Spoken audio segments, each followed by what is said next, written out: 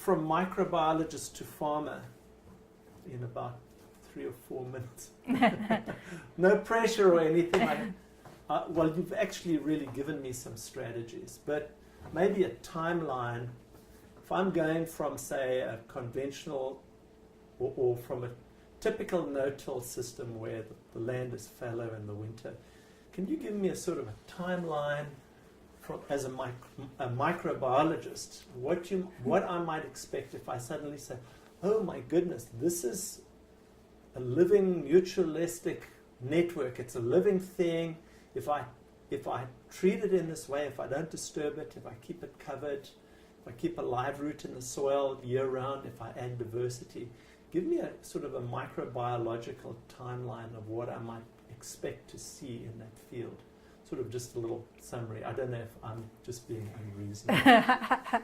It's a little bit of a difficult question to ask because there's a lot of variability obviously in there, and a lot of variability that's climate concerned and soil concerned and all of those types of things. A lot of times we talk, and I've worked with some of the no-till farmer associations, and they sort of put kind of a 3 to 5 year time step on, when you're initiating some of this stuff.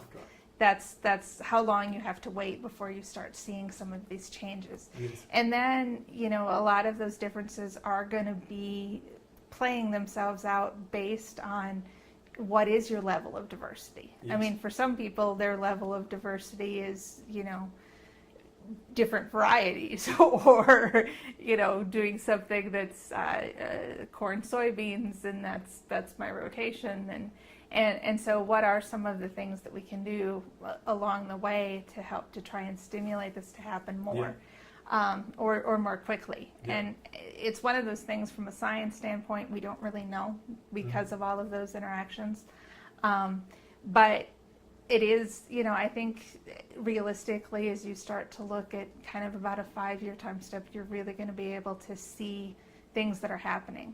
And a lot of times, as far as cutting back on your inputs and those types of things, I tell farmers it's a personal decision. Yes. You have to decide for yourself as to what it is that you can afford to do. Can you afford to cut back 10% or 20%? What would, if your yield declines by that, what is you have to look at the economics of this. And a lot of times in farming, I say, it's very difficult in the U.S. because the way our farm programs are designed, it can be extremely difficult for farmers to be able to couple those things together.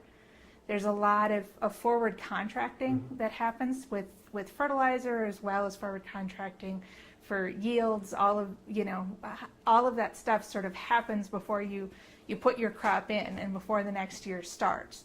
So it becomes very difficult for you to kind of put the books together, looking at this over time. And so some of these guys that are being a little bit more successful are the ones that are doing a lot more with record keeping and sort of tracking things and being able to see what happens. Okay. Now, I don't want to add a whole lot of load to farmers, as far as I understand. They're very busy individuals, and I think farmers are always amazing to me because they're incredibly innovative and they're incredibly they're sort of like Renaissance people. They can do a whole bunch of different things. Yeah.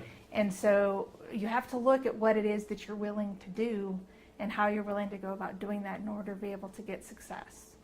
That's a great finishing point. We're going to look at some of your lab stuff, but in the meantime, Chris, well, you've given us so much to think about and to talk about, but I just wanted to say really a great big thanks to Chris for taking her time to spend with us, and we're going to spend a little bit of time in her lab and look at what she's got to show for us. Some of the real science that's happening right here in her lab.